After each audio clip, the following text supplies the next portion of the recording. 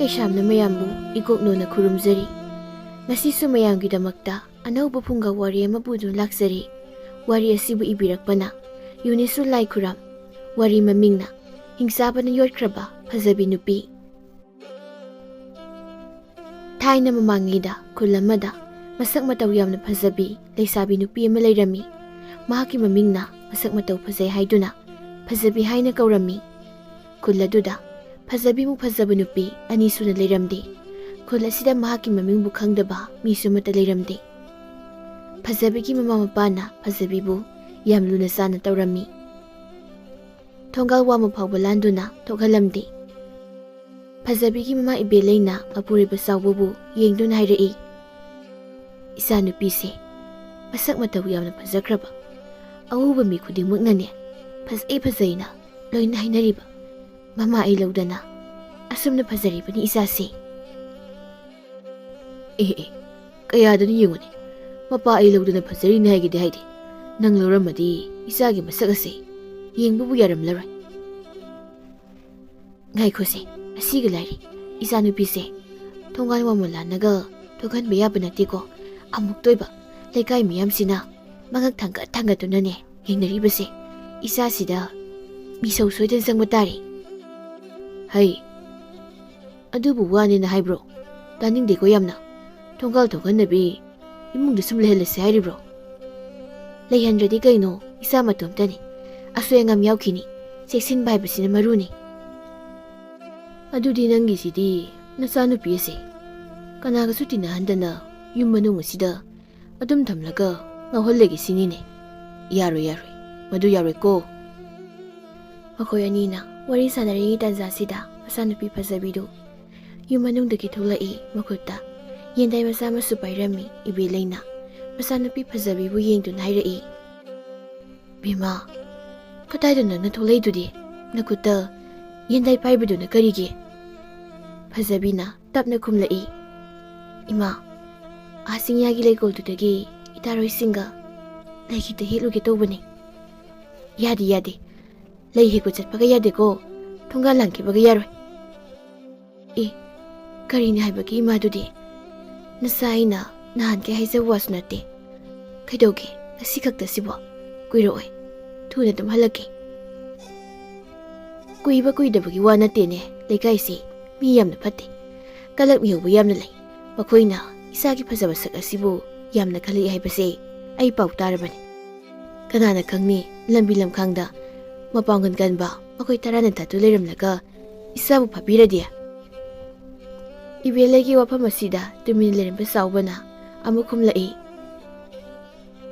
Kari wana haibage mama nangbo hai palaida wangak thek ngaradana nangamako wakhaldo khara saukthokna khanbasudam nasanupida kanana karisu tawrakloi.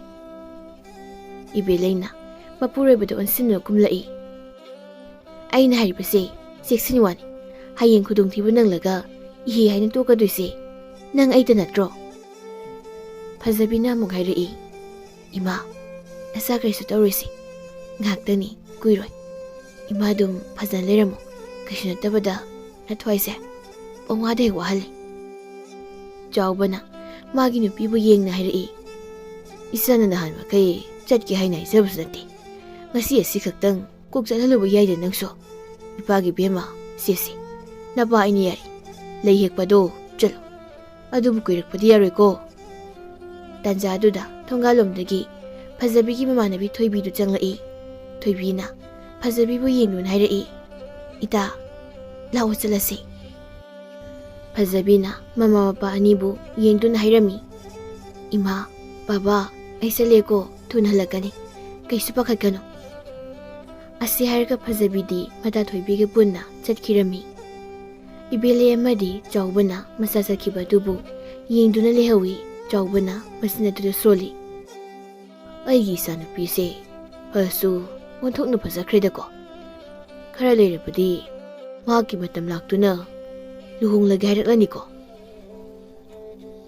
Mapurebana soli wafam asibu ibelena taraduna hairai. Karinoda isa angang yam oiri adugumba langpang yawphangane pusinbirakano maningtamna yum asida kuina sangna lehankigani. Ho nang na sa nupi sibu thadok ningdaba sidiko yongna yubi kole haidoni asi hairaka saubasu thongalomda thokirami ibelein hayawi kadaidano amuk thokpiribatubo asigi nupasigane hek laiminarudana wakhalgase nena amata tadri kulasigi mamangda asauba singa masu leirami singa sigi manungda umang kaya masu leirami singa sigi mataidana phasaba leina makhal suna hauba leikol amasu leirami singa sigi manung hansina leikriba umang asida hingsaba nupa amakaksu leirami mangda leikriba kulasida masak matau yamna phasabi kaubi nupi mali haibasi mahaksu pauktarami khanglami kayamuk yamna phasaba nupi oirino amuktangdi uningkreda tasengna pabu phajaramladi mahak adubu aina pharaga aigi nupi oirageko adubu aina hingsaba mu oirubana makoigi markta changlubase ngamdi matau karamna aina nupi dubu uba phangani wakhala sida mahak kayara khali kona thangda magi wakhalda upai malaki o mahak ase nupi kudimakna phasaba leibi mihawi jinga sigi matai leikriba leikha suna hoba leikol asida mahaksu soida lakani lakpham su thoi aduna ai leikol asigi manakta lumdun leiragi phasabi nupi dubu lakpa ngairagi lakpa laklabadi hekta phaduna aigi oiragi hingsabadu wakhala sikhanduna numit khudingi leikol adu tamna sattuna phasabi nupi dubu lakpra haini yengjarami ngasisu hingsabadu leikol adu laklami aina mahakpu ngariklibase phanadi kuirase nongmata lakpadi thengnadi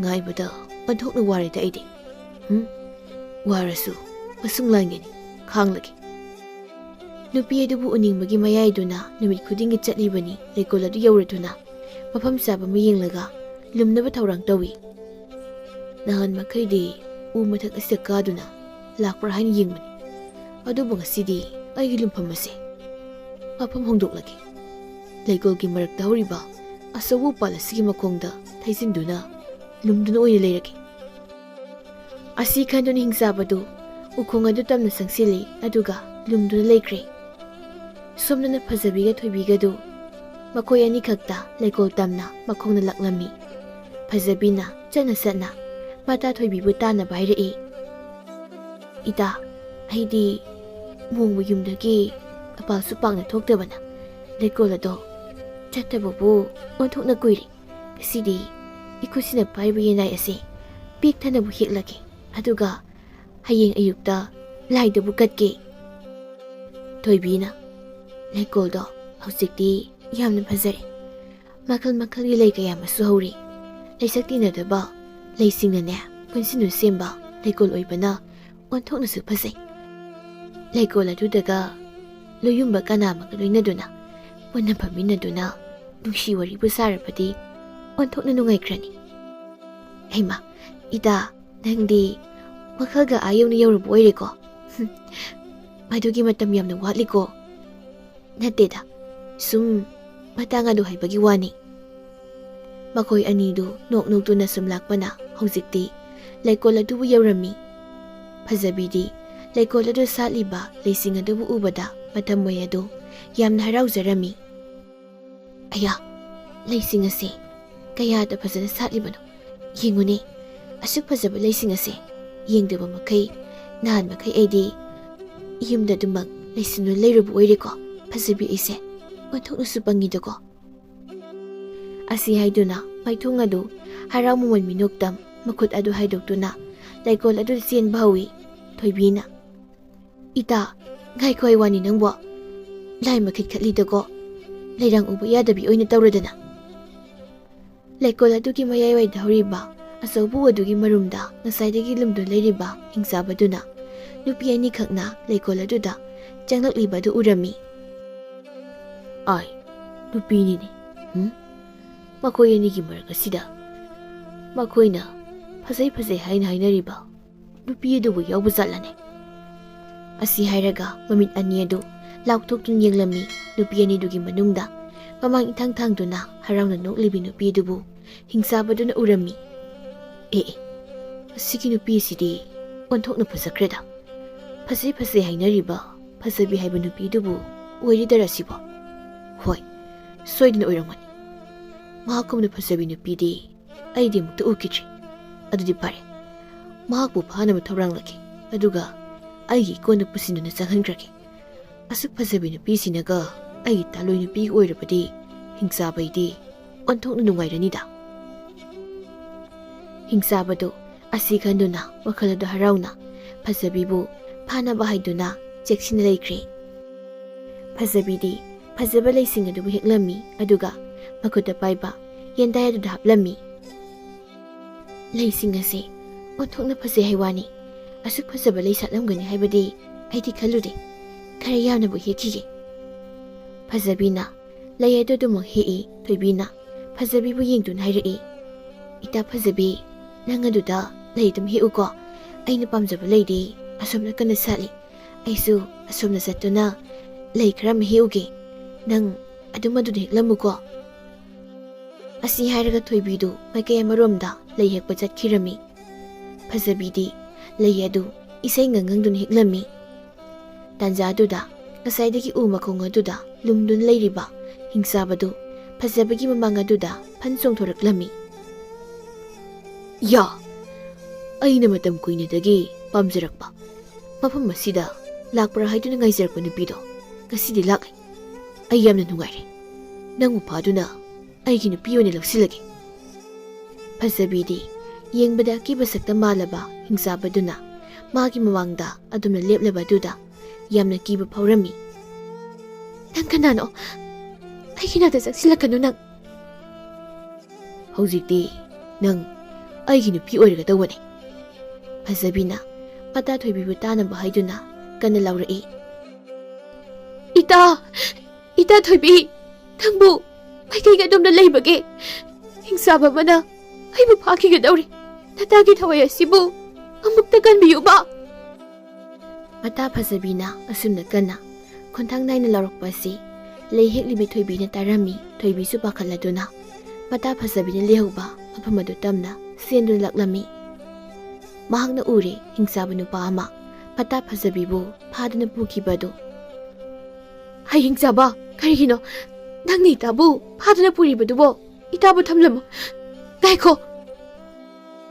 ꯑꯁꯤ ꯍꯥꯏꯔꯒ ꯊꯣꯏꯕꯤꯅ ꯃꯇꯥꯕꯨ ꯇꯥꯟꯅꯩ, ꯑꯗꯨꯕꯨ ꯍꯤꯡꯆꯥꯕꯗꯨꯒꯤ ꯃꯈꯨꯠ ꯆꯜꯂꯕꯤ ꯐꯖꯕꯤꯕꯨ ꯈꯨꯠꯅ ꯁꯦꯠꯅ ꯄꯥꯏꯗꯨꯅ ꯂꯦꯡꯖꯨꯝ ꯑꯗꯨꯗ ꯊꯥꯡꯒꯠꯇꯨꯅ ꯊꯨꯅ ꯌꯥꯡꯅ ꯃꯍꯥꯛꯀꯤ ꯃꯀꯣꯜ ꯎꯃꯪ ꯑꯗꯨ ꯇꯝꯅ ꯄꯨꯁꯤꯟꯈꯤꯔꯝꯃꯤ꯫ ꯐꯖꯕꯤꯅ ꯃꯈꯣꯡ ꯑꯗꯨꯅ ꯀꯟꯅ ꯀꯟꯅ ꯀꯥꯎꯗꯨꯅ ꯅꯥꯟꯊꯣꯛꯅꯕ ꯍꯣꯠꯅꯖꯩ꯫ "ꯑꯩꯕꯨ ꯊꯥꯗꯣꯛꯑꯣ, ꯍꯦ ꯍꯤꯡꯆꯥꯕ, ꯑꯩꯕꯨ ꯌꯥꯝ ꯊꯨꯅ ꯊꯥꯗꯣꯛꯑꯣ꯫ ꯅꯪꯅ ꯑꯩꯕꯨ ꯐꯥꯔꯤꯕ ꯀꯔꯤꯒꯤꯅꯣ? ꯅꯪꯅ ꯑꯩꯕꯨ ꯄꯨꯗꯨꯅ ꯆꯠꯂꯤꯕꯁꯤ ꯀꯥꯏꯗꯅꯣ? ꯑꯩꯕꯨ ꯊꯥꯗꯣꯛꯑꯣ." ꯍꯤꯡꯆꯥꯕ ꯑꯗꯨ ꯅꯨꯄꯤꯗꯨꯅ ꯍꯥꯏꯔꯤꯕ ꯋꯥ ꯑꯗꯨ ꯇꯥꯗꯈꯩ ꯃꯀꯣꯟ ꯇꯝꯅ ꯊꯨꯅ ꯌꯥꯡꯅ ꯄꯨꯗꯨꯅ ꯆꯠꯈ꯭ꯔꯦ꯫ ꯃꯈꯣꯏꯒꯤ ꯃꯅꯤꯡꯗ ꯇꯥꯟꯅꯔꯛꯄ ꯊꯣꯏꯕꯤꯁꯨ ꯇꯥꯟꯅꯕ ꯉꯝꯗ꯭ꯔꯦ꯫ "ꯀꯃꯥꯏꯅ ꯇꯧꯒꯅꯤ? ꯑꯩ ꯄꯥꯎ ꯑꯁꯤꯕꯨ ꯀꯔꯝꯅ ꯃꯈꯣꯏꯒꯤ ꯃꯃꯥ ꯃꯄꯥꯗ ꯇꯝꯒꯅꯤ? ꯇꯝꯗꯕꯗꯤ ꯌꯥꯗꯦ꯫ ꯂꯩꯀꯥꯏ ꯃꯤꯌꯥꯝ ꯆꯪꯗꯨꯅ ꯏꯇꯥꯒꯤ ꯊꯋꯥꯏꯕꯨ ꯀꯟꯗꯕ ꯌꯥꯗꯦ꯫ ꯑꯗꯨꯗꯤ ꯑꯩ ꯍꯧꯖꯤꯛ ꯌꯨꯝꯗ ꯊꯨꯅ ꯆꯠꯇꯨꯅ ꯄꯥꯎ ꯑꯁꯤꯕꯨ ꯁꯤꯟꯕ ꯊꯨꯅ ꯇꯝꯂꯨꯔꯒꯦ."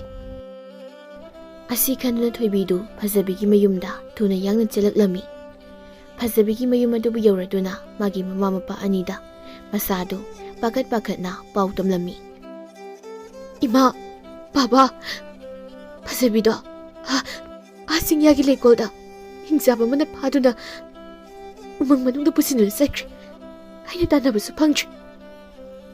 ꯄꯥꯎ ꯑꯁꯤ ꯇꯥꯕꯗ ꯏꯕꯦꯂꯩꯗꯤ ꯄꯥꯈꯠꯄꯅ ꯂꯣꯏꯈ꯭ꯔꯦ꯫ "ꯀꯔꯤ?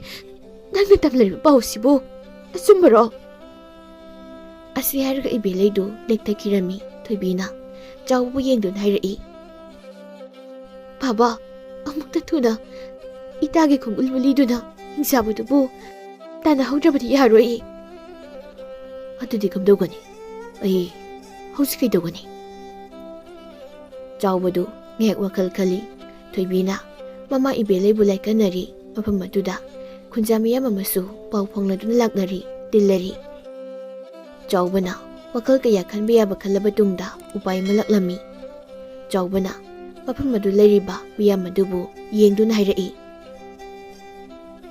ꯑꯩꯒꯤ ꯑꯃꯠꯇ ꯄꯣꯛꯆꯕꯤ ꯏꯆꯥꯅꯨꯄꯤ ꯃꯁꯛ ꯃꯇꯧ ꯌꯥꯝꯅ ꯐꯖꯕꯤ ꯑꯗꯣ ꯆꯤꯡꯌꯥꯒꯤ ꯂꯩꯀꯣꯜꯗ ꯂꯩ ꯍꯦꯛꯄ ꯆꯠꯈꯤꯕꯗ ꯆꯤꯡꯌꯥꯒꯤ ꯍꯤꯡꯆꯥꯕ ꯑꯃ ꯂꯥꯛꯇꯨꯅ ꯏꯆꯥꯕꯨ ꯐꯥꯗꯨꯅ ꯄꯨꯕꯤꯈ꯭ꯔꯦ꯫ ꯏꯆꯥꯒꯤ ꯈꯣꯡꯒꯨꯜꯕꯨ ꯂꯤꯕꯤꯌꯨ꯫ ꯏꯆꯥꯕꯨ ꯐꯪꯕ ꯉꯝꯕ ꯃꯤꯗ ꯑꯋꯣꯡ ꯑꯋꯣꯟ ꯆꯥꯎꯅ ꯇꯝꯗꯨꯅ ꯏꯆꯥꯅꯨꯄꯤꯕꯨ ꯊꯥꯖꯒꯅꯤ꯫ ꯈꯨꯜ ꯑꯁꯤꯗ ꯃꯁꯛ ꯃꯇꯧ ꯐꯖꯕꯤꯕꯨ ꯄꯥꯝꯕ ꯅꯨꯄꯥ ꯅꯍꯥ ꯄꯥꯈꯪ ꯀꯌꯥ ꯑꯃ ꯂꯩꯔꯝꯃꯤ꯫ ꯐꯖꯕꯤꯒꯤ ꯃꯄꯥꯒꯤ ꯋꯥꯍꯩꯁꯤ ꯇꯥꯕꯗ ꯃꯈꯣꯏꯁꯤꯡ ꯑꯗꯨꯗꯤ ꯂꯣꯏꯅ ꯍꯔꯥꯎꯅꯔꯝꯃꯤ꯫ ꯈꯨꯗꯛ ꯑꯗꯨꯗ ꯅꯨꯄꯥ ꯅꯍꯥ ꯃꯈꯩꯗꯨ ꯆꯤꯡꯌꯥ ꯇꯝꯅ ꯆꯠꯇꯨꯅ ꯐꯖꯕꯤꯒꯤ ꯈꯣꯡꯒꯨꯜ ꯂꯤꯔꯝꯃꯤ꯫ ꯅꯨꯃꯤꯠ ꯆꯨꯞꯄ ꯑꯃ ꯊꯤꯕ ꯌꯥꯕ ꯊꯤꯕꯗ ꯐꯪꯕ ꯀꯧꯕ ꯂꯩꯔꯝꯗꯦ꯫ ꯋꯥꯔꯦꯗ, ꯅꯨꯃꯤꯠ ꯆꯨꯞꯄ ꯑꯃ ꯊꯤꯔꯁꯤꯐꯥꯎ ꯐꯪꯕ ꯀꯧꯕ ꯂꯩꯇꯦ꯫ ꯀꯥꯟꯅꯗꯦ, ꯌꯨꯝꯗ ꯑꯣꯏꯅ ꯍꯥꯏꯍꯧꯔꯒꯦ, ꯌꯥꯝ ꯋꯥꯔꯦ ꯑꯩ꯫ ꯑꯁꯨꯝꯅ ꯍꯥꯏꯅꯗꯨꯅ ꯃꯈꯣꯏꯁꯤꯡ ꯑꯗꯨ ꯃꯌꯨꯝꯗ ꯑꯃꯨꯛ ꯍꯟꯅꯈꯤꯔꯝꯃꯤ꯫ ꯅꯨꯃꯤꯠ ꯑꯁꯤꯒꯤ ꯅꯨꯃꯤꯗꯥꯡꯗ ꯈꯨꯜ ꯑꯁꯤꯗ ꯃꯆꯤꯜ ꯃꯅꯥꯎ ꯑꯅꯤꯈꯛ ꯂꯩꯔꯝꯃꯤ꯫ ꯃꯈꯣꯏ ꯑꯅꯤꯁꯤ ꯄꯥꯈꯪꯅꯤ, ꯑꯗꯨꯕꯨ ꯃꯃꯥ ꯇꯤꯟꯅꯗꯕ ꯃꯆꯥꯅꯤ꯫ ꯃꯈꯣꯏ ꯑꯅꯤꯅ ꯋꯥꯔꯤ ꯁꯥꯟꯅꯔꯝꯃꯤ꯫ ꯇꯥꯃꯣ, ꯈꯨꯟꯖꯥ ꯄꯥꯈꯪ ꯃꯌꯥꯝꯅ ꯐꯖꯕꯤꯒꯤ ꯈꯣꯡꯒꯨꯟꯕꯨ ꯂꯤꯕꯗ ꯐꯪꯕ ꯀꯧꯕ ꯉꯝꯗ꯭ꯔꯦ ꯍꯥꯏ꯫ ꯑꯩꯈꯣꯏ ꯑꯅꯤꯁꯨ ꯑꯃꯨꯛꯇ ꯆꯠꯂꯒ ꯂꯤꯔꯨꯁꯤꯗꯅ꯫ ꯃꯌꯥꯝꯕ ꯑꯍꯜ ꯄꯥꯔꯤꯍꯟꯅ ꯐꯖꯕꯤꯕꯨ ꯌꯥꯝꯅ ꯄꯥꯝꯖꯈꯤꯕꯅꯤ꯫ ꯃꯥꯇꯒꯤ ꯑꯣꯏꯒꯦ ꯍꯥꯏꯅ ꯈꯟꯖꯈꯤꯕꯅꯤ꯫ ꯍꯟꯗꯛꯀꯤ ꯃꯇꯥꯡ ꯑꯁꯤꯗ ꯐꯖꯕꯤꯒꯤ ꯈꯣꯡꯒꯨꯜꯕꯨ ꯂꯤꯔꯒ ꯐꯪꯅꯕ ꯊꯤꯔꯒ ꯃꯥꯒꯤ ꯇꯥꯂꯣꯏ ꯑꯣꯏꯅ ꯂꯧꯁꯤꯟꯒꯦ ꯍꯥꯏꯅ ꯈꯜꯂꯝꯃꯤ꯫ ꯃꯍꯥꯛꯅ ꯈꯜꯂꯤꯕ ꯋꯥꯈꯜ ꯑꯁꯤꯃꯛ ꯃꯍꯥꯛꯀꯤ ꯃꯅꯥꯎꯅꯨꯄꯥ ꯄꯥꯔꯤꯇꯣꯟꯅꯁꯨ ꯈꯜꯂꯝꯃꯤ꯫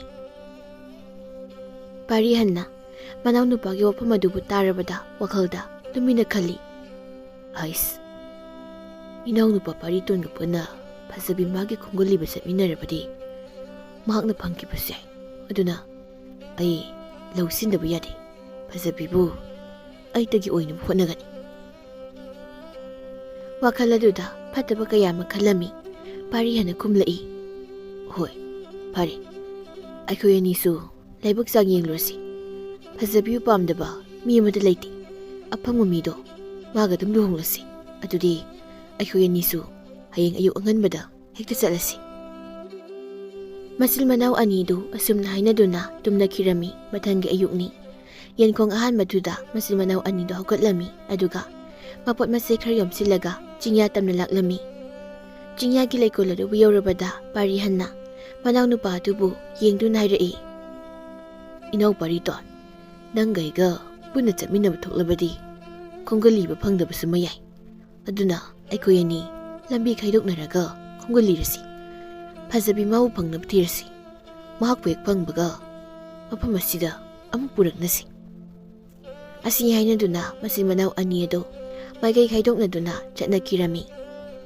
ꯄꯥꯔꯤꯇꯣꯟꯅ ꯆꯠꯈꯤꯕ ꯂꯝꯕꯤꯗꯨꯅ ꯍꯤꯡꯆꯥꯕ ꯅꯨꯄꯥꯗꯨꯅ ꯐꯖꯕꯤꯕꯨ ꯄꯨꯗꯨꯅ ꯆꯠꯈꯤꯕ ꯃꯥꯏꯀꯩꯗꯨ ꯑꯣꯏꯔꯝꯃꯤ꯫ ꯃꯍꯥꯛꯇꯤ ꯑꯁꯨꯝ ꯎꯃꯪ ꯑꯗꯨꯗ ꯆꯪꯁꯤꯟꯈꯤꯔꯝꯃꯤ꯫ ꯄꯥꯔꯤꯍꯟꯗꯤ ꯎ ꯑꯃꯒꯤ ꯃꯈꯥꯗ ꯅꯨꯡꯉꯥꯏꯅ ꯐꯝꯗꯨꯅ ꯂꯩꯔꯝꯃꯤ꯫ ꯃꯆꯤꯜ ꯑꯗꯨꯗ ꯃꯍꯥꯛꯅ ꯍꯥꯏꯔꯛꯏ꯫ ꯑꯄꯪꯕ ꯑꯉꯥꯡ ꯅꯪꯇꯅꯤ ꯋꯥꯖꯒꯗꯕ꯫ ꯅꯪꯅ ꯐꯪꯅꯕ ꯊꯤꯔꯛꯀꯗꯕ ꯐꯖꯕꯤꯗꯣ ꯅꯪꯅ ꯄꯨꯔꯛꯂꯕ ꯃꯇꯝꯗ ꯑꯩꯅ ꯁꯣꯏꯗꯅ ꯃꯨꯟꯒꯅꯤ, ꯑꯗꯨꯒ ꯑꯩꯒꯤ ꯇꯥꯂꯣꯏ ꯁꯣꯏꯗꯅ ꯑꯣꯏꯒꯅꯤ꯫ ꯅꯨꯡꯉꯥꯏꯔꯤ, ꯅꯨꯡꯉꯥꯏꯔꯤ꯫ ꯉꯥꯏꯍꯥꯛꯇ ꯑꯗꯨꯝ ꯎꯈꯥ ꯃꯈꯥꯁꯤꯗ ꯇꯨꯝꯊꯣꯛꯈꯤꯒꯦ꯫ ꯋꯥꯈꯜꯗ ꯑꯁꯤ ꯈꯟꯗꯨꯅ ꯄꯥꯔꯤꯍꯟꯗꯨ ꯎ ꯃꯈꯥꯗꯨꯗ ꯇꯨꯝꯗꯨꯅ ꯂꯩꯊꯣꯛꯈꯤꯔꯝꯃꯤ꯫ ꯁꯣꯝꯗꯅ ꯍꯤꯡꯆꯥꯕꯗꯨꯒ ꯐꯖꯕꯤꯗꯨꯒ ꯎꯃꯪ ꯃꯅꯨꯡ ꯑꯗꯨ ꯂꯩꯔꯝꯃꯤ꯫ ꯐꯖꯕꯤꯒꯤ ꯃꯁꯛ ꯃꯇꯧ ꯎꯕꯗ ꯍꯤꯡꯆꯥꯕꯗꯨꯗꯤ ꯃꯐꯝ ꯑꯗꯨꯗꯒꯤ ꯆꯠꯊꯣꯛꯇꯕ ꯃꯈꯩ ꯁꯪꯗꯨꯅ ꯌꯦꯡꯗꯨꯅ ꯂꯩꯔꯝꯃꯤ꯫ ꯑꯣꯟꯊꯣꯛꯅ ꯐꯖꯩꯗꯀꯣ ꯅꯪꯁꯦ꯫ ꯍꯧꯖꯤꯛꯇꯤ ꯅꯪꯁꯦ ꯑꯩꯒꯤ ꯅꯨꯄꯤ ꯑꯣꯏꯔꯦꯀꯣ꯫ ꯍꯤꯡꯆꯥꯕ ꯑꯩꯁꯦ ꯀꯌꯥꯗ ꯅꯨꯡꯉꯥꯏꯔꯕ꯫ ꯍꯤꯡꯆꯥꯕꯒꯤ ꯋꯥꯍꯩ ꯑꯁꯤꯕꯨ ꯇꯥꯔꯒ ꯐꯖꯕꯤꯅ ꯁꯥꯎꯅ ꯍꯥꯏꯔꯛꯏ꯫ ꯍꯦ, ꯃꯤꯐꯠꯇ ꯍꯤꯡꯆꯥꯕ, ꯑꯩꯕꯨ ꯑꯁꯨꯝꯅ ꯈꯨꯗꯨꯝ ꯆꯟꯗꯨꯅ ꯐꯥꯗꯨꯅ ꯊꯝꯒꯗꯕꯒꯤ ꯃꯍꯨꯠ ꯑꯩꯒꯤ ꯍꯛꯆꯥꯡ ꯑꯁꯤꯕꯨ ꯃꯆꯦꯠ ꯃꯆꯦꯠ ꯐꯛꯇꯨꯅ ꯆꯥꯕꯤꯔꯔꯣ꯫ ꯑꯩꯕꯨ ꯑꯁꯨꯝꯅ ꯊꯝꯕꯤꯒꯅꯨ꯫ ꯅꯪꯕꯨ ꯆꯥꯒꯦ ꯍꯥꯏꯗꯨꯅ ꯐꯥꯕ ꯅꯠꯇꯦ꯫ ꯅꯪꯒꯤ ꯅꯁꯛ ꯅꯇꯧ ꯐꯖꯕꯗꯨꯗ ꯍꯤꯡꯆꯥꯕ ꯑꯣꯏꯅ ꯀꯜꯂꯛꯇꯨꯅ ꯑꯩꯒꯤ ꯅꯨꯄꯤ ꯑꯣꯏꯒꯦ ꯍꯥꯏꯗꯨꯅ ꯐꯥꯕꯅꯤ꯫ ꯀꯔꯤ, ꯑꯩꯕꯨ ꯅꯪꯒꯤ ꯅꯨꯄꯤ ꯑꯣꯏꯕ? ꯃꯗꯨꯒꯤ ꯋꯥꯈꯜꯗꯨꯗꯤ ꯅꯃꯪꯗ ꯐꯥꯎꯕ ꯃꯪꯂꯨꯒꯅꯨ꯫ ꯃꯪꯗ ꯅꯠꯇꯦ, ꯍꯧꯖꯤꯛ ꯑꯁꯦ ꯇꯥꯏꯕꯪꯅꯤ꯫ ꯅꯪꯅ ꯑꯩꯒꯤ ꯅꯥꯛꯇ ꯂꯩꯗꯨꯅ ꯑꯩꯒꯤ ꯅꯨꯄꯤ ꯑꯣꯏꯔꯕꯅꯤ꯫ ꯅꯪ ꯍꯧꯖꯤꯛ ꯀꯗꯣꯝꯅ ꯆꯦꯟꯒꯗꯧꯔꯤ? Upai leijatri fazabidu kaptuna khangjarami. Somdana Paritona hingzaba madi fazabi makhoi ani khongoladum lirakpana hausikti umang manung adugi hingsabana leiriba mafam adu yausilaklami. Phaniyamna jangsilabasibaw leitena tawise adugi hingsabado kadai tanabu chenanu pukrabasat fazaba haibasase taibang mi khoidagi hindoktana hingsabana khoina phawba pambu oiriko. Asi haiduna makhatana sangsinduna thiba haurai. Makhuda ten pairi aduga makhwangnana thang asangba masu yepli.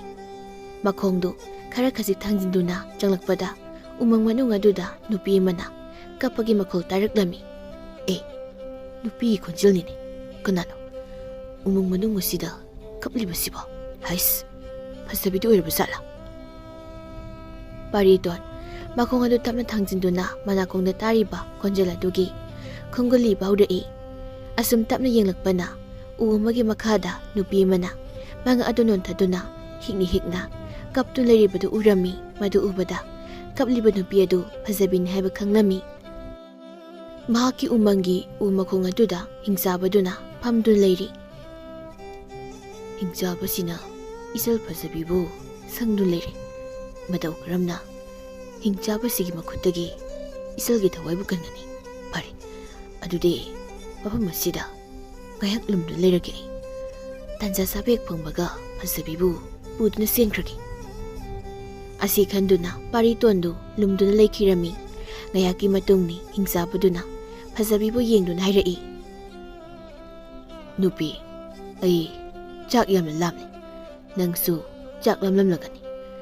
Nangna sanaba khara ai umang manungdagi thiruge. Aina sathokringaida nang chentoklaba yareko.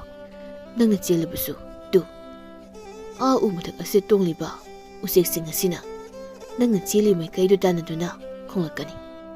Aduna aina mo irai laina nangmu phaba ngamgani. Aduna nang chelamganu ai salego. Asi hairaga hingsabadu chanaba thiba sakhirami. Usaduda hingsabagi usegadu tongdun leiri. Fazabina usegadu yengi. Narakta lumdun leiriba Paritonasu hingsabaduna hairama wafam adubu tarami. Magi usekasi leining leijarasan.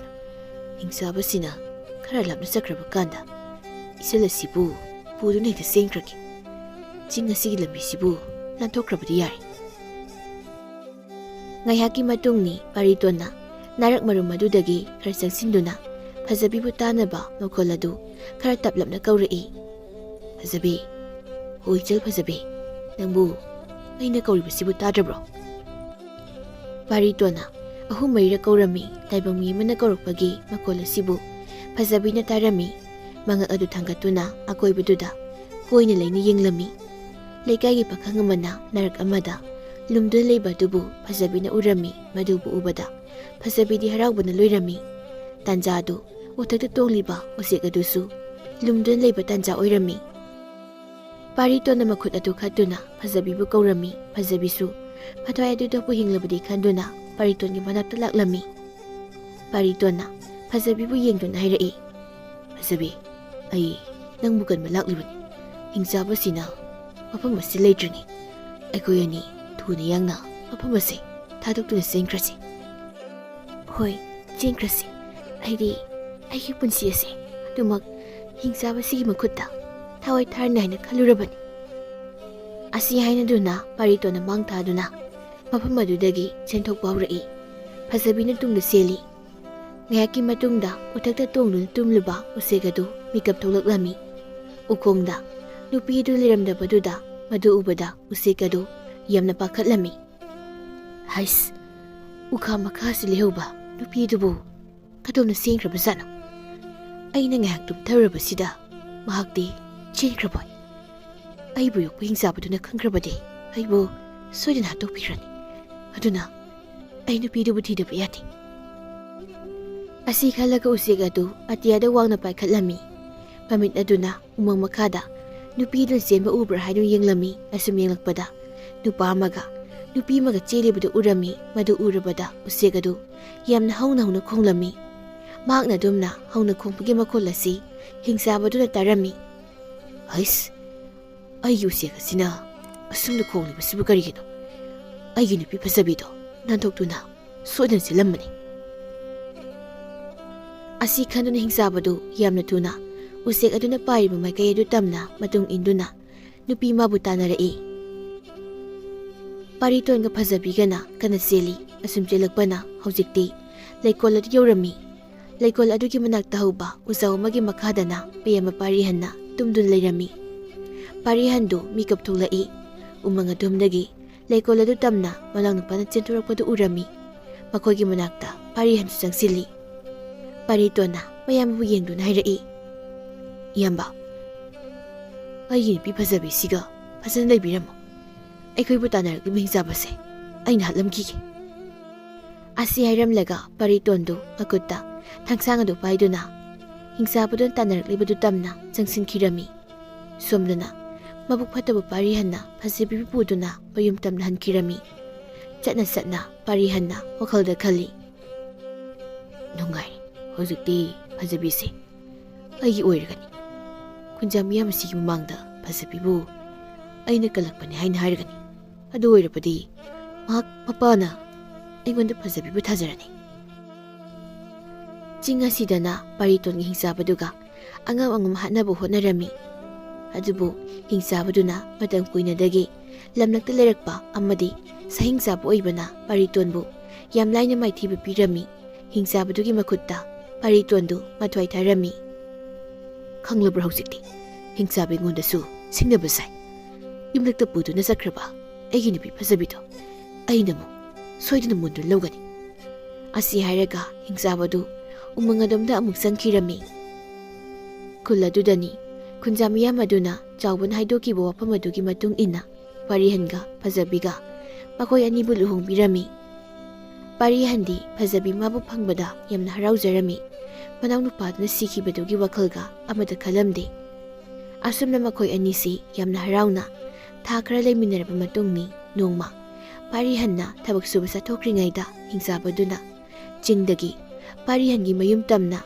ꯂꯣꯟꯅ ꯂꯥꯛꯂꯝꯃꯤ꯫ ꯑꯗꯨꯒ ꯏꯃꯨꯡꯗ ꯆꯪꯗꯨꯅ ꯏꯃꯨꯡꯗ ꯂꯩꯕ ꯐꯖꯕꯤꯕꯨ ꯐꯥꯗꯨꯅ ꯄꯨꯈꯤꯔꯝꯃꯤ꯫ ꯐꯖꯕꯤꯅ ꯂꯥꯎ ꯈꯣꯡꯕ ꯇꯧꯕꯒꯤ ꯃꯈꯣꯜ ꯑꯗꯨ ꯌꯨꯝꯂꯣꯟꯅꯕ ꯃꯤꯁꯤꯡꯅ ꯇꯥꯍꯧꯔꯝꯃꯤ꯫ ꯃꯌꯥꯝ ꯆꯪꯗꯨꯅ ꯋꯥ ꯋꯥ ꯂꯥꯎꯅꯔꯝꯃꯤ꯫ ꯍꯤꯡꯆꯥꯕꯤꯅ ꯐꯖꯕꯤꯕꯨ ꯐꯥꯗꯨꯅ ꯑꯃꯨꯛꯀꯁꯨ ꯄꯨꯈ꯭ꯔꯦ꯫ ꯄꯥꯎ ꯑꯁꯤ ꯊꯕꯛ ꯁꯨꯔꯤꯕ ꯄꯥꯔꯤꯍꯟꯁꯨ ꯇꯥꯔꯝꯃꯤ꯫ ꯃꯁꯤꯕꯨ ꯇꯥꯕꯗ ꯃꯍꯥꯛꯇꯨ ꯌꯥꯝꯅ ꯁꯥꯎꯅꯤꯡꯂꯝꯃꯤ꯫ ꯊꯨꯅ ꯌꯥꯡꯅ ꯃꯈꯨꯠꯇ ꯊꯥꯡꯁꯥꯡ ꯑꯃ ꯄꯥꯏꯗꯨꯅ ꯍꯤꯡꯆꯥꯕꯗꯨꯕꯨ ꯇꯥꯟꯅꯔꯛꯂꯝꯃꯤ꯫ ꯍꯤꯡꯆꯥꯕꯗꯨꯅ ꯐꯖꯕꯤꯕꯨ ꯄꯝꯗꯨꯅ ꯆꯦꯜꯂꯤꯕꯗꯨꯕꯨ ꯎꯔꯝꯃꯤ꯫ ꯐꯖꯕꯤꯗꯤ ꯃꯁꯥꯗꯨ ꯄꯥꯈꯠꯈꯤꯕꯅ ꯃꯤꯀꯨꯞ ꯑꯗꯨꯗ ꯋꯥꯟꯊꯈꯤꯔꯝꯃꯤ꯫ ꯄꯥꯔꯤꯍꯟꯅ ꯂꯥꯎꯅ ꯍꯥꯏꯔꯛꯏ, ꯍꯩ ꯍꯤꯡꯆꯥꯕ, ꯉꯁꯤꯗꯤ ꯈꯪꯒꯅꯤ ꯅꯪꯕꯨ ꯊꯥꯡ ꯑꯁꯤꯅ ꯃꯇꯨꯞ ꯃꯇꯨꯞ ꯀꯛꯂꯒ ꯍꯥꯠꯂꯒꯦꯀꯣ꯫ ꯑꯁꯤ ꯍꯥꯏꯗꯨꯅ ꯄꯥꯔꯤꯍꯟꯅ ꯃꯈꯨꯠꯇ ꯄꯥꯏꯕ ꯊꯥꯡ ꯑꯗꯨꯅ ꯍꯤꯡꯆꯥꯕꯗꯨ ꯇꯝꯅ ꯂꯪꯂꯝꯃꯤ꯫ ꯊꯥꯡ ꯑꯗꯨꯅ ꯍꯤꯡꯆꯥꯕꯗꯨꯒꯤ ꯃꯈꯣꯡ ꯌꯦꯠ ꯊꯪꯕꯗꯨꯕꯨ ꯇꯨꯕꯠ ꯀꯛꯂꯝꯃꯤ꯫ ꯃꯈꯣꯡ ꯑꯗꯨ ꯇꯠꯂꯕꯗ